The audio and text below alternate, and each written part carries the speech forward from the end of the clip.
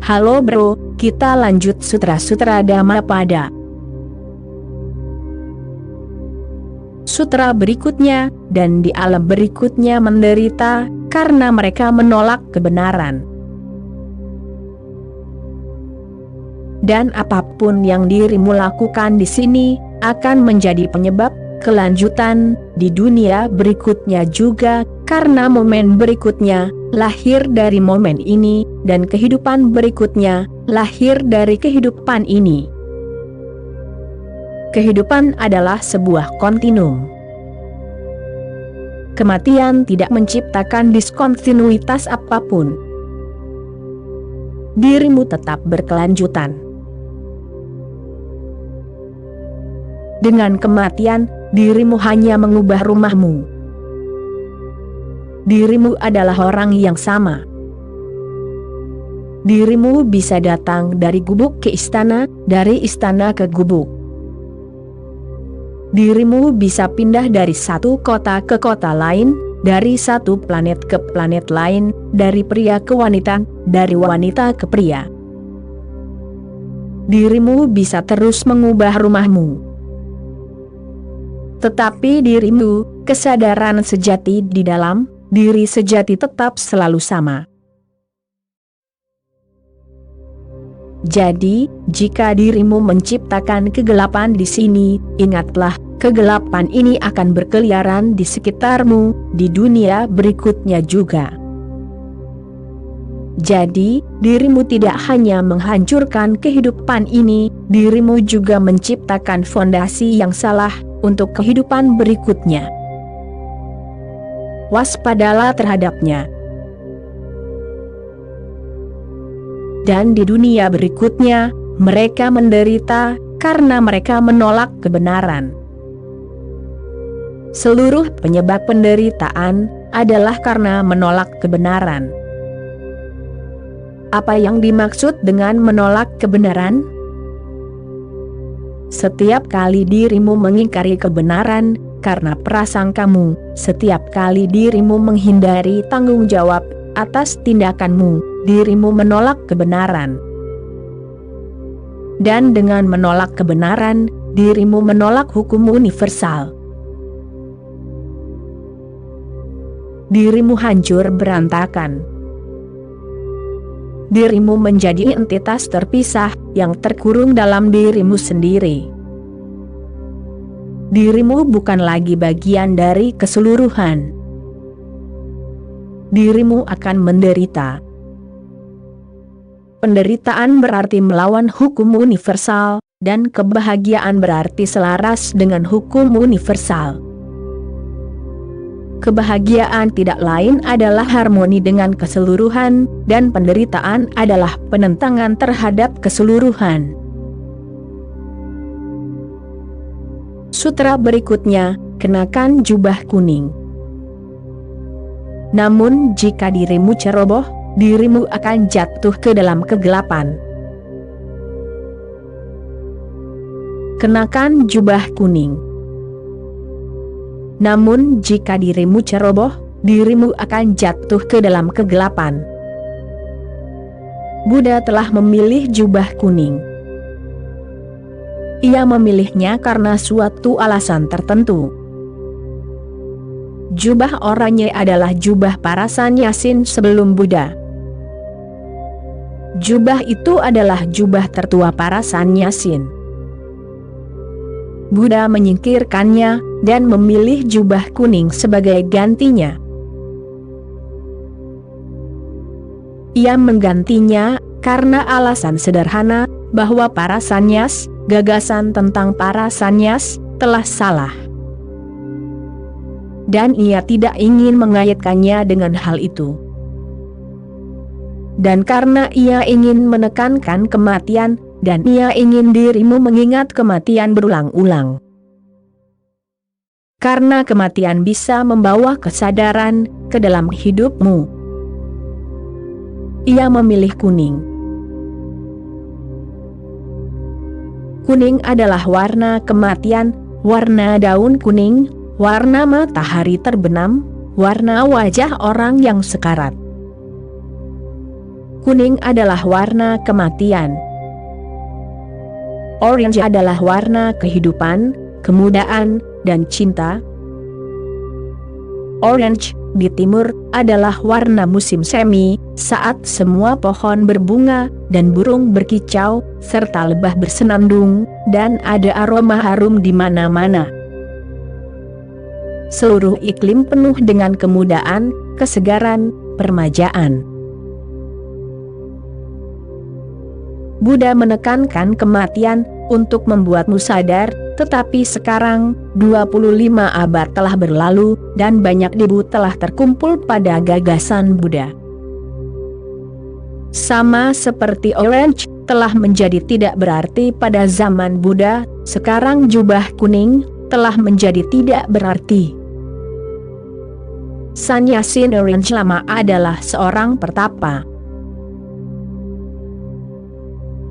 Bagiku, sannyasin bukanlah seorang yang melarikan diri. Ia hidup di dunia, tetapi hidup dengan keterampilan dan seni sedemikian rupa, sehingga ia tetap transendental terhadapnya. Tetapi ini bukan hanya masalah jubah. Dirimu bisa mengubah jubah menjadi jingga, atau kuning, atau apapun. Kecuali jika dirimu menjadi waspada, kecuali jika dirimu mulai mendengarkan para Buddha, pesan mereka. Dan pesan mereka sederhana, dan sangat singkat, bangunlah. Pesan itu bisa diringkas menjadi satu kata ini saja. Jika dirimu tidak mendengarkan pesan mereka, jika dirimu ceroboh, dirimu akan jatuh ke dalam kegelapan. Ini bukan masalah formalitas, ini bukan masalah ritual. Buddha menentang ritual, ia menentang formalitas. Buddha lebih tertarik pada hal-hal yang hakiki, bukan pada hal-hal yang tidak disengaja. Dan jubah itu bersifat tidak disengaja, merah, kuning, hijau, di langit yang biru. Hal yang hakiki adalah kesadaran. Sutra berikutnya, jika dirimu ceroboh, kata Buddha, lebih baik menelan besi cair, daripada makan di meja orang-orang baik. Jika dirimu ceroboh, tidak sadar, jika dirimu terus hidup tanpa peduli, tanpa mendengarkan semua orang yang telah terbangun ini, dirimu akan menderita lebih banyak daripada yang bisa dirimu derita dengan menelan besi cair. Waspadalah. Dirimu menciptakan penderitaan setiap saat. Dengan menjadi tidak sadar, dirimu menciptakan penderitaan. Dengan menjadi sadar, dirimu menciptakan kebahagiaan. Sutra berikutnya, jika kamu mendekati istri orang lain, kamu mendatangkan masalah. Tidurmu terganggu. Kamu kehilangan kehormatan. Kamu jatuh ke dalam kegelapan. Apa yang harus dikatakan tentang istri orang lain? Istri sendiri saja sudah cukup merepotkan, atau dalam hal ini, suami sendiri. Buddha berkata, apakah kamu belum menyadari fenomena ini? Bukankah istrimu sudah cukup untuk membuatmu sadar? Bukankah suamimu sendiri sudah cukup untuk menyelesaikan permainan ini? Tetapi pikiran terus berkata, mungkin wanita ini tidak baik, wanita lain mungkin lebih baik. Siapa tahu? Aku tidak cocok dengan wanita ini, aku mungkin bahagia dengan yang lain. Dan dirimu tidak bisa bahagia dengan siapapun. Kebahagiaan tidak ada hubungannya dengan yang lain.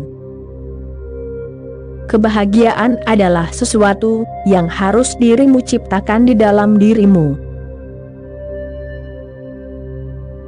Dan dirimu terus mencari masalah. Setiap kali kebahagiaanmu bergantung pada orang lain, dirimu akan mengundang masalah. Ketergantungan adalah masalahnya, dirimu mengundang masalah.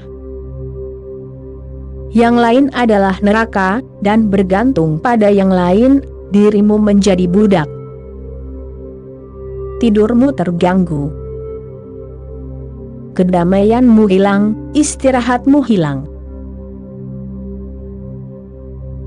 Seluruh hidupmu menjadi gangguan terus-menerus, karena dirimu mencoba mengeksploitasi orang lain, dan orang lain mencoba mengeksploitasimu. Dirimu kehilangan kehormatan, keanggunan, keindahan, dan ketulusanmu. Kehormatan yang dimaksud oleh Buddha adalah keanggunan. Kamu melanggar hukum, kamu masuk ke dalam kegelapan. Hukum menyatakan bahwa kebahagiaan atau kesengsaraan, keduanya muncul di inti terdalam keberadaanmu. Tidak seorang pun bisa memberimu kebahagiaan ataupun kesengsaraan. Dirimu tidak perlu pergi ke siapapun. Dirimu sudah cukup bagi dirimu sendiri. Masuklah saja. Selami kesadaranmu. Dan semakin dirimu sadar, semakin penuh cahaya kehidupanmu, semakin banyak berkah yang menghujani dirimu. Semakin gelap dirimu, semakin tidak sadar, semakin banyak kesengsaraan yang pasti terjadi. Sutra berikutnya, kesenanganmu berakhir dalam ketakutan, dan hukuman raja itu keras. Buddha menyebut hukum tertinggi sebagai raja. Hukumannya keras, tetapi dirimu bertanggung jawab. Hukum tidak kejam. Hukum hanyalah hukum. Hukum sama seperti gravitasi. Jika dirimu berjalan dengan benar, gravitasi tidak bisa menghukummu. Gravitasi tidak untuk menghukummu, melainkan untuk membantumu berjalan. Namun, jika dirimu terlalu banyak minum alkohol, jika dirimu menjadi pemabuk dan berjalan, dirimu akan jatuh ke tanah, dan kakimu mungkin akan patah. Bisakah dirimu menyalahkan hukum gravitasi karenanya? Hukum gravitasi ada di sana. Jika dirimu menentangnya, dirimu akan dihukum. Jika dirimu mengikutinya, dirimu akan diuntungkan. Sutra berikutnya, tetapi seperti sehelai rumput yang dipegang dengan canggung.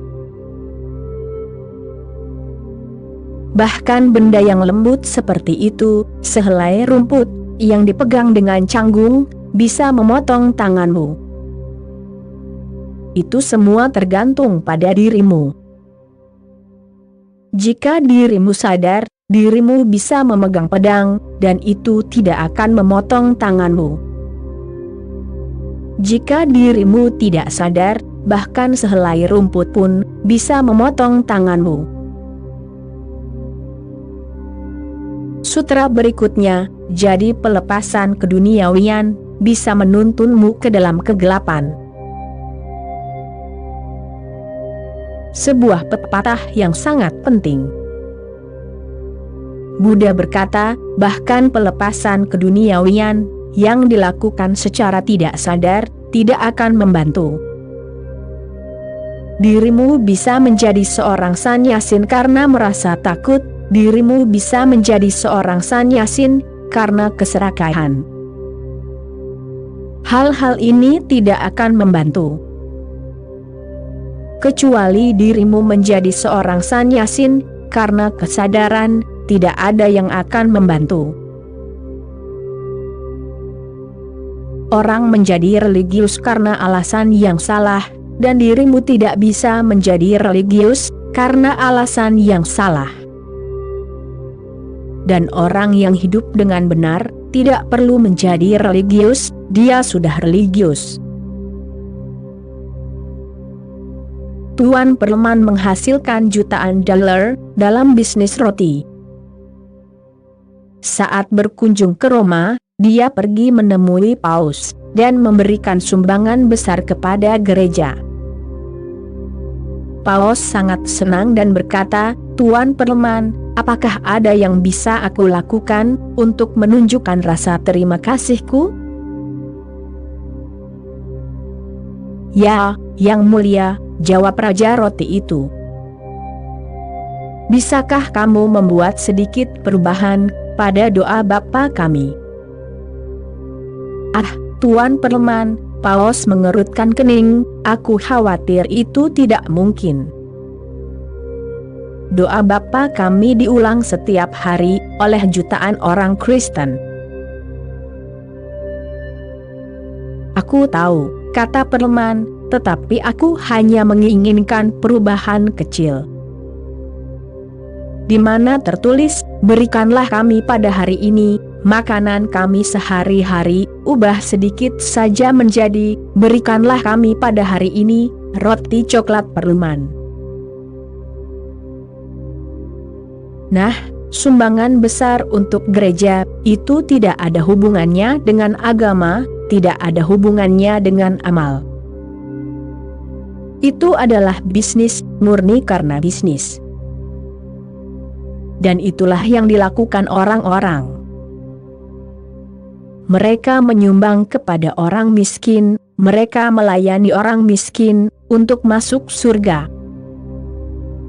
Itu adalah investasi, bukan pelayanan.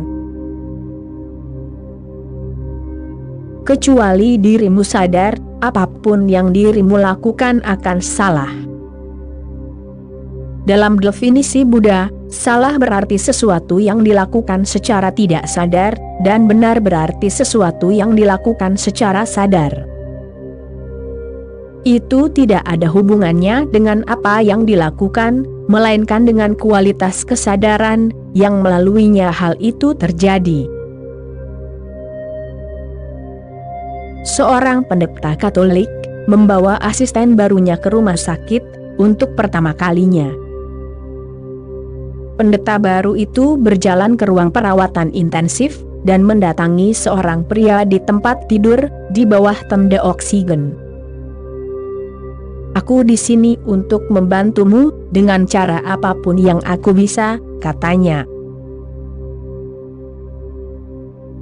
Buddha sangat menyadari bahwa banyak orang menjadi sannyasin pada zamannya karena alasan yang salah, sebagaimana yang selalu terjadi. Seseorang miskin, seseorang adalah pencuri dan raja mengejarnya, seseorang telah melakukan pembunuhan, dan dia ingin bersembunyi, dan menjadi sannyasin adalah tempat terbaik untuk bersembunyi. Tetapi seperti sehelai rumput yang dipegang dengan canggung, bisa memotong tanganmu, maka pelepasan keduniawian bisa membawamu ke dalam kegelapan. Pelepasan keduniawian tidak harus dilakukan untuk motif apapun. Sannyas harus murni muncul dari asa gembira dengan menjadi seorang sannyasin. Sama seperti seni hanya untuk seni, demikian pula sannyas hanya untuk sannyas. Kemudian ia memiliki keindahan yang luar biasa, dan kemudian ia membawa kebahagiaan, ia membawa surga bagi dirimu. Lakukan apapun yang ingin dirimu lakukan, tetapi lakukanlah dengan sadar. Menjadi sadar berarti menjadi seorang sannyasin. Oke bro, sekian dulu episode kali ini. Kita sambung lagi nanti, bro. Terima kasih bro.